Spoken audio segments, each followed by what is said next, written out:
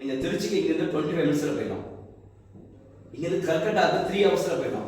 இது நம்ம சொல்ற சென்னை ஐஐடி கண்டுபிடிச்சிருக்காங்க. ஹைப்பர் லூப்ல கடலுக்கு மேல் மட்டத்தில் ஒரு ஆடியில் ஒரு இது போடுறாங்க, மேலே கடல் மட்டத்தில் போகும். இப்போ 3 ஹவர்ஸில் அந்த போய் ரீச் ஆகிடும். அப்போ இந்த மாதிரி டெக்னாலஜி, இந்த மாதிரி டெவலப்மெண்ட்ஸ் எல்லாமே சென்னைக்கு அடுத்த 10 இயர்ஸில் வரப்போகுதுங்க. அப்போ சென்னை சுற்றி சென்னை இன்னைக்கு 50 கிலோமீட்டர் டெவலப் ஆயிடுச்சு. சென்னை இன்னைக்கு மோர் தென் சென்னையிலேருந்து குருவாஞ்சேரி, அதை தாண்டி செங்கல்பட்டு டெவலப் ஆயிடுச்சு. சென்னையிலேருந்து காஞ்சிபுரம் டெவலப் ஆயிடுச்சு. சென்னையில் அந்த பக்கம் திருவள்ளூர், திருநெல்வேலி, அரக்கோணம், இது எல்லாமே சென்னையாக மாறிடுச்சு, டெவலப் ஆகிடுச்சு. இப்போ சென்னை 3 மடங்கு சென்னை டெவலப் ஆகுது. இப்போ 2000 சதுர கிலோமீட்டருக்கு சென்னை 6000 சதுர கிலோமீட்டர் மாறப்போகுது. இந்த பக்கம் திண்டிவனம் சென்னை லிமிட்டு, இந்த பக்கம் ராணிப்பேட் சென்னை லிமிட்டு, இந்த பக்கம் திருத்தணி, இந்த பக்கம் அரக்கோணம், கும்மிடிப்பூண்டி, பொன்னேரி, இது எல்லாமே அடுத்த 100 கிலோமீட்டரையே சென்னைக்குள்ளே கொண்டு வராங்க. அப்படி 100 கிலோமீட்டர் சென்னைக்குள்ள வரும்போது டெவலப்மெண்ட் எப்படி நடக்கும்? மிகப்பெரிய வளர்ச்சி இருக்கு இல்லையா? அப்போ அந்த வளர்ச்சி தான் நம்ம பெனிஃபிட் அடையப்போம். அப்போ இன்னைக்கு யாரெல்லாம் அந்த 100 கிலோமீட்டருக்குள்ள லேண்ட் வாங்கி போடுறாங்களோ அவங்க எல்லாருடைய பிரைஸ் பயங்கரமாக இன்க்ரீஸ் ஆகும். யாரெல்லாம் இந்த 100 கிலோமீட்டருக்குள்ள ப்ராப்பர்ட்டி காஸ்ட் ஒரு 3 lakhோ 5 lakhோ 10 lakhோ 15 lakhோ 20 lakhோ யாரெல்லாம் இன்வெஸ்ட் பண்றாங்களோ நெக்ஸ்ட் 10 இயர்ஸ்ல நீங்க 10 lakh இன்வெஸ்ட் பண்ணா 10 times you will get 1 crore.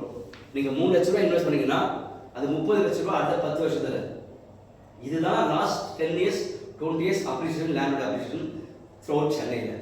அப்போ அடுத்த 10 இயர்ஸ்ல இதோட பயங்கர ஃபாஸ்ட் டெவலப்மெண்ட் வரப்போகுது. ஏன்னா இப்போ எல்லாமே வருது. இந்த ஓஎம்ஆர் எப்போ அதிகமாக டெவலப் ஆச்சுன்னா ரோட் எக்ஸ்டெண்ட் பண்ணாங்க, பயங்கர க்ரோத் ஆயிடுச்சு.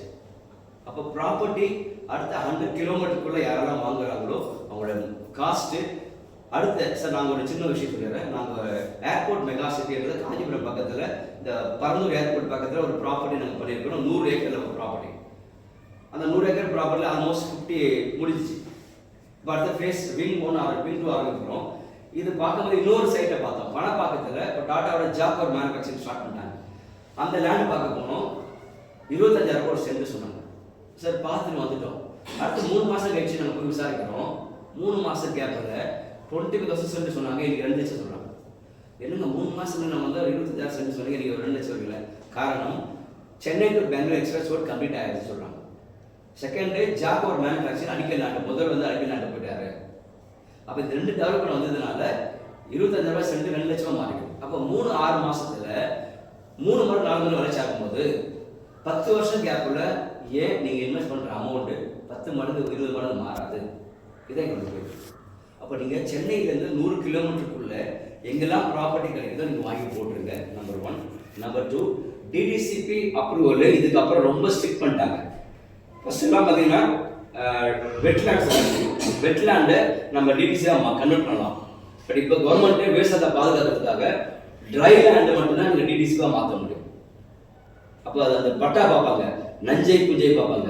புஞ்சையாக இருந்தால் நீங்கள் டிடிசிபி நீங்கள் அப்ளை பண்ணலாம், அப்ரூவல் கிடைக்கும்.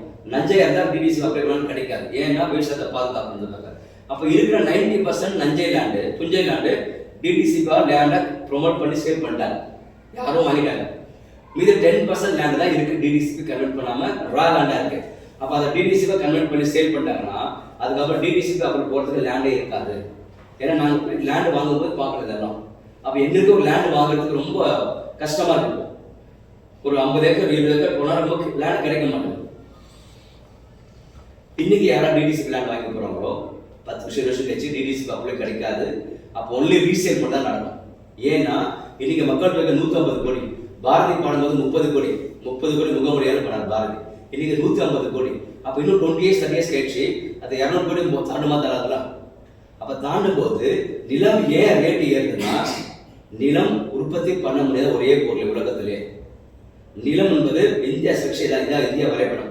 இதை தாண்டி எக்ஸ்டெண்ட் ஆகாது கடல். அப்போ மக்களுக்கு பெருக லேண்டோட ரேட்டு டிமாண்ட் ஆகும். அப்போ இன்னைக்கு டிடிசி அப்ளை லேண்டு கிடைக்காது. 10 வருஷம் இன்வெஸ்ட் வச்சு டிடிசி அப்ளை இருக்காது. எல்லாமே லேஅவுட்டாக மாறி போச்சுன்னா அப்போ அன்னைக்கு யார் லேண்டு சேல் பண்ணுறாங்களோ அவங்க தான் சொல்றதா ரேட்டு.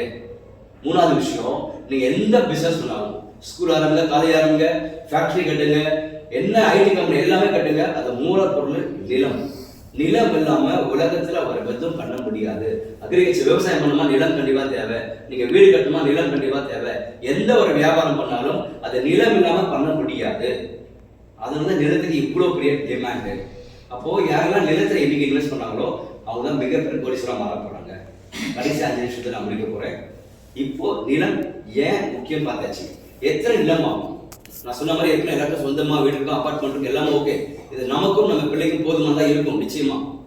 ஆனா நான் சொல்ல போற விஷயம் நம்ம தலைமுறையை மாத்த போற விஷயம்.